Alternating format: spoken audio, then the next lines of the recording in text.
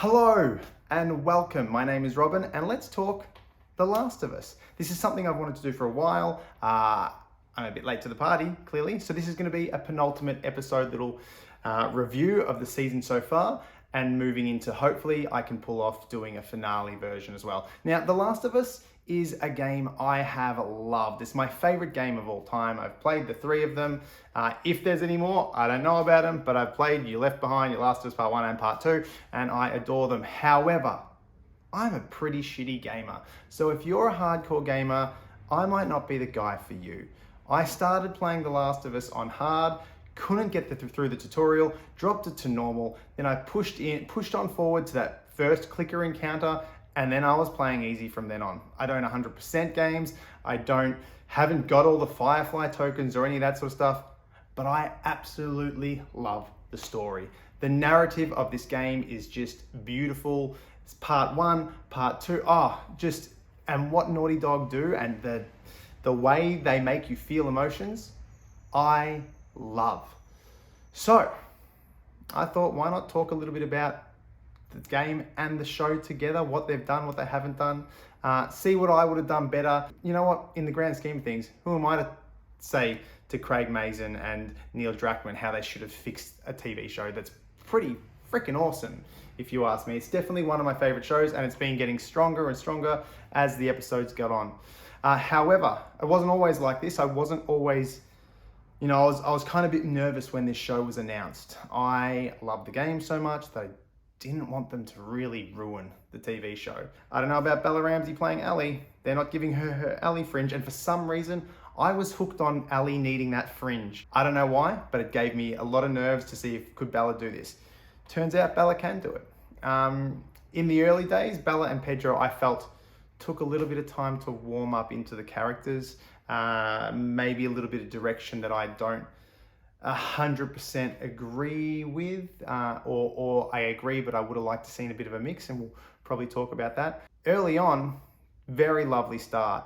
I love seeing pre-pandemic. I love seeing before cordyceps is a thing. I love those little interactions we see. Anna Tarov playing Tess was an absolute powerhouse. She was the strongest actor in episode 1 by far for me. She was amazing. But the other two, Joel and Ellie, they grew really well. And as the seasons progressed, you know what, they're now in this flawless zone that everything they're doing, I really, really love.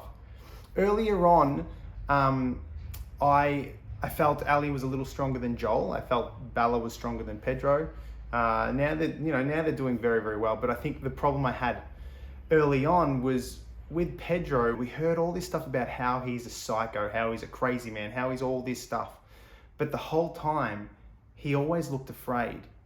He always showed vulnerability. And I love the vulnerability. I love having that element of vulnerability to Joel. However, I still think we need to see a little bit more of that crazy man a bit more often than was shown. We're now getting, we got it in this last episode. We got quite a decent amount of that ruthlessness, even though he's basically on death's door trying to get his strength back. But we did see a bit of that. So these were things that I had some issues with early on. I was also hoping for a slower pace, I guess. I didn't feel connected to Sarah. If you've not seen any of these shows or played the game, I'm going to say spoilers here. So for me, we have a half an hour stint on Sarah, Joel's daughter, and I didn't feel enough connection to her to make me want to, I wanted to cry. I wanted to feel something when she died. This is one of the things that I've been trying to chase up people who have never played the game and never knew what was coming, to see their emotional connection to that moment. But to me, I felt it was a little bit flat. We spent a lot of time and a lot more time with Sarah, which was lovely, and we got to see her more. However, I think I would have loved to have seen Sarah be more focused on her dad, be more focused on getting this present for her dad. I don't think I need Sarah to be focusing on this potential disease that's floating about, and she's got her ear out and she's paying attention to that. I want to see this sweet girl that does everything for her dad. We also have these and I'm not sure why, but strange, unlikable traits where she doesn't actually want to help the old people out. She does steal money from her dad. All these things, I think, go into, I guess, building that family and what the family's about, but it just weakens her love for, I think, for that moment to have hit home for me, I needed her to just be 100% all in on her dad's the apple of her eye. And there was a lot of other things going on that I think just made us not connect as strongly as I would have hoped. And then we were, it was a nice build, and I was loving seeing everything from the game. I was loving seeing the shots from the game, loving hearing the dialogue from the game. All this stuff was really lovely to me. But that moment didn't hit home like I wanted it to. I would have loved to have felt, the emotion I feel in episode 3 with Bill and Frank or Super Sam. These sort of emotional punches, I wanted that from the get-go, and I didn't get that. And I know you only had half an hour, but Pixar's Up gets you crying in 10 minutes. So I feel like it was possible, but maybe it wasn't for me because I know the outcome. This is these things that I'm not really sure. Then I was hoping we'd have one more episode with the Ellie, Tess and Joel bond. We don't.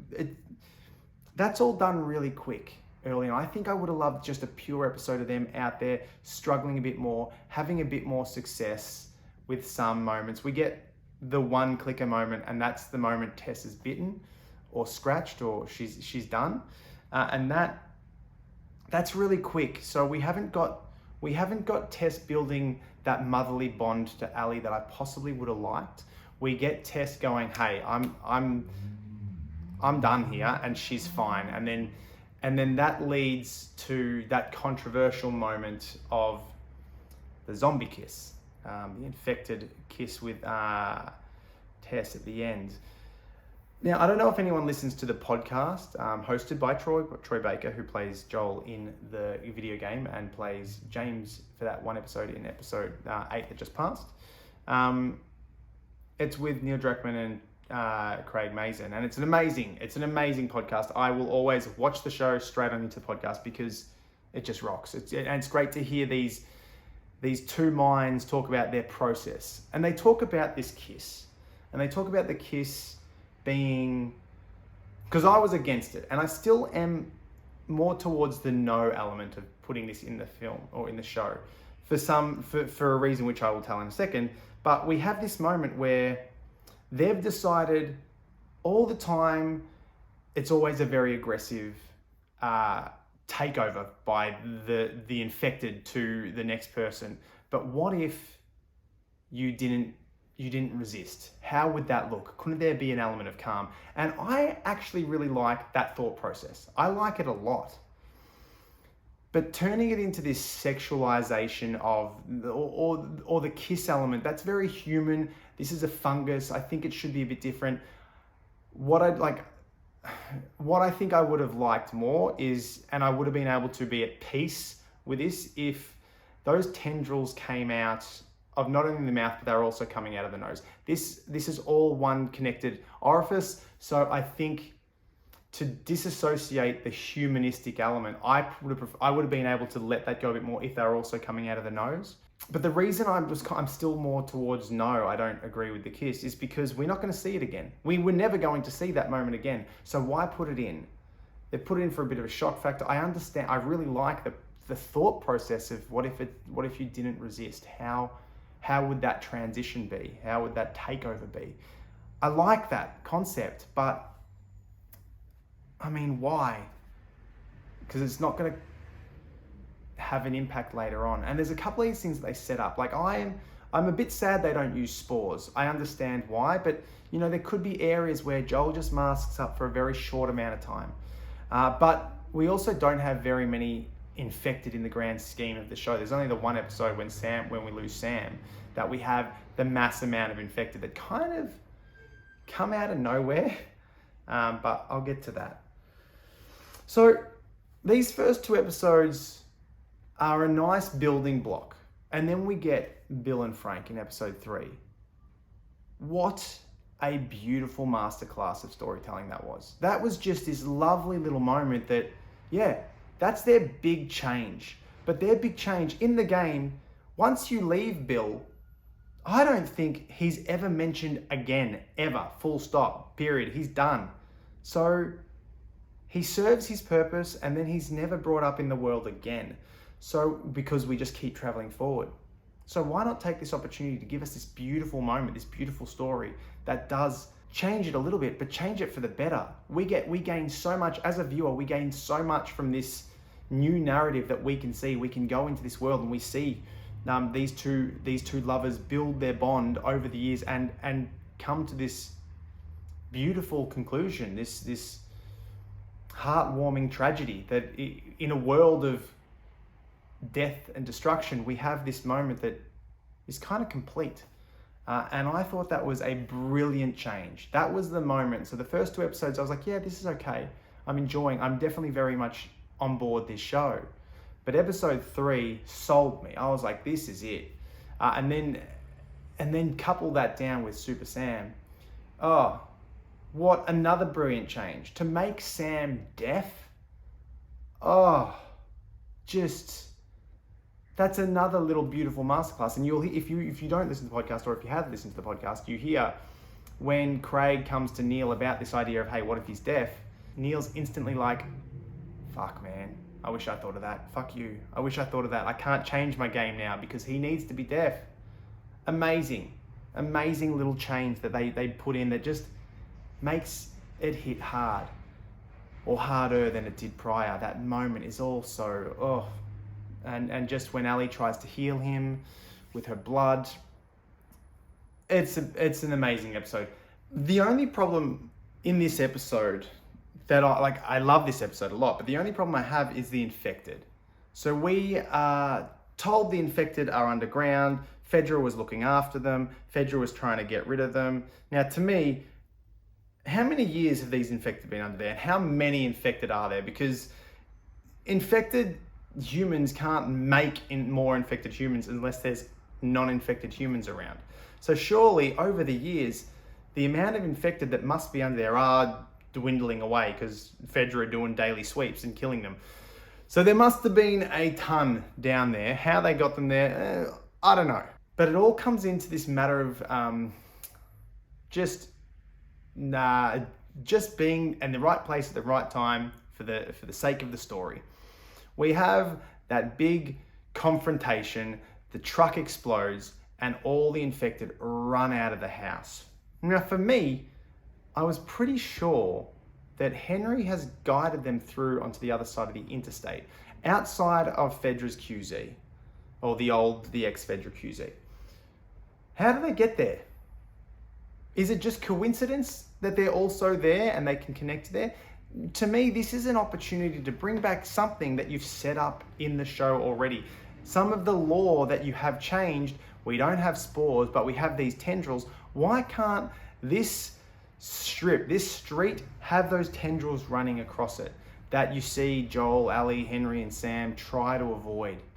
Why can't they have that? And then all of a sudden these trucks come barreling through. What's her face is so focused on taking out Henry that, quite easily she runs over them, the car explodes. Then we have a bit more of a logical reason for them to just all appear, just come flooding out, other than the sound and the explosion. Because to me, they're locked away somewhere else, surely. Unless they're locked away under the ground, under this exact abandoned street. If that's the case, I really think you need to set that up. You need to explain that to your viewers. They need to know that this is there's a special place. But we see them bubbling up the edge. We see the concrete bouncing up and down at the end of episode 4. The coincidence of it all falling into place just for that moment, I think, is a little. There was an easy solution to that. Having those tendrils cross there and spreading out across the street helps. That would have been very easy for me to now believe. But we get that first interaction with the bloater, we get our stalker. It's a pretty cool scene regardless, but that's my only little qualm regarding that moment. And then we go into that next part where we are setting up the last part of the show. Joel is going to eventually cop that baseball bat into his stomach. And this is a lot of the nice stuff that the show has done. In the game, you are just fighting countless zombies. You're healing yourself with a Band-Aid from bullet wounds, just wrapping bandages around you to heal yourself.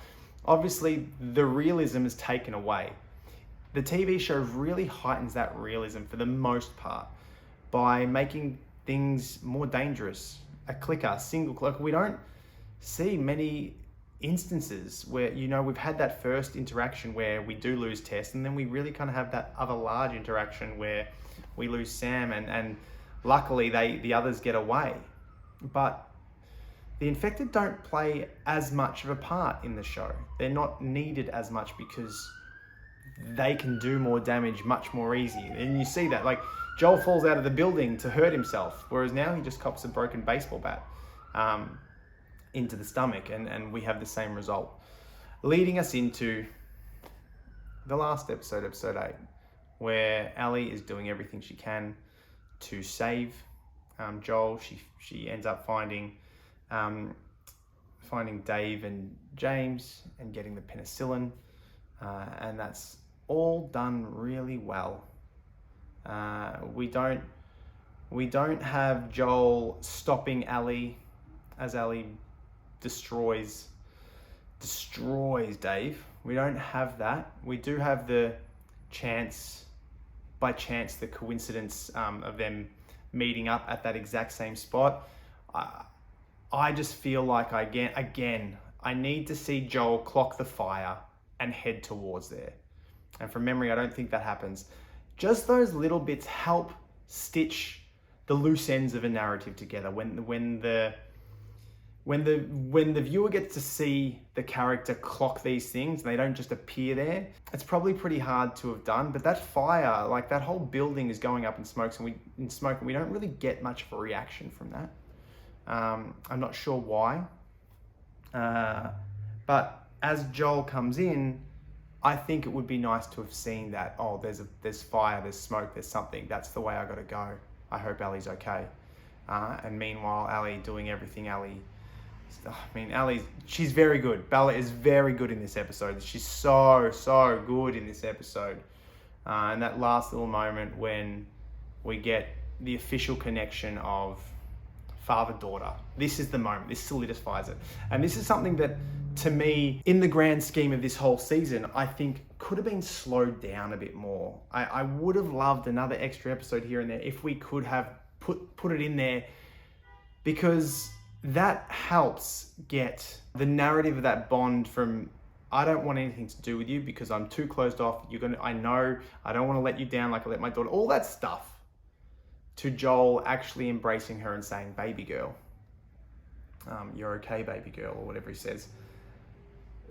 We have these key moments where it's like Joel doesn't like Ellie or is keeping himself very distant from Ellie. Joel allows a bit of a laugh from Ellie's joke. These sort of moments. Episode 7 being left behind. Didn't mind that episode. That was nice. Sorry. I was like, I knew I forgot something. But Joel's journey and Joel and Ellie's journey has been like, all of a sudden they hit this milestone. They hit this milestone. They hit this milestone. This milestone here from, Ellie looking after Joel, Ellie cuddling Joel, going to sleep next to Joel, hoping above all else that he wakes up tomorrow alive. He's not going to die on her overnight. That transition to the baby girl moment, I actually think is the strongest, smoothest transition. But I think we had time. I think we had the ability to add 1, maybe 2 more episodes in to allow us to flesh out these relationships in a more seamless way. Moving in to the finale, because we're already there. Surely early on we must get our giraffe scene. I heard they were filming at the zoo. I hope that just wasn't for the chimps or baboons or whichever ones they were I think they were chimpanzees, at the school. hopefully we get the giraffe scene. I'm very much looking forward to that. That was a beautiful scene in the game, an absolute joy to encounter in the game, that I hope they do that really, really well. And then how do they do the next part? What are they going to do with that? Joel takes on so many bloaters. Joel and Ellie, there's like 3 or 4 bloaters you're taking on. You're taking on all these clickers to get on into where the fireflies are. And then Joel massacres a mass amount of fireflies. Now, in the game that works. In the context of what we have seen so far, that won't work to have all this heavy gunfire. Hopefully we do get, I don't know if we will, but I would have loved to have seen an encounter with Joel and Ellie destroying a bloater or killing a bloater. I don't know if we're going to get that or not. We might only just get that one bloater, to be honest. I hope to see some more infected just before fireflies. Joel can't go on a massacre, killing all the fireflies in the building, all the fireflies in the building to save Ellie. He's not going to be capable of doing that. It'll ruin the realism. So what are we going to get? Are we just going to get a very simple Marlene and Doctor obviously being super important for part 2? But how well protected is this base? Is it protected at all? Is this going to be another bit of a change to the story that we're going to see? I don't know. Either way, this has been a lovely season so far. I am looking forward to seeing this finale. I hopefully will chat about the finale with my brother. We might do a similar thing. We'll just sit down, we'll watch the episode, and then we might talk about it. He has some different opinions. I have some different opinions. Both of us are always trying to figure out how we make something work. Again, to preface, we are nobody. No one cares about us.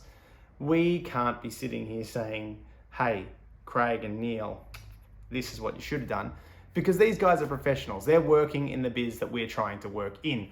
But it's always nice to think about. It's always nice to break down and enjoy trying to come up with a narrative or trying to enhance a narrative.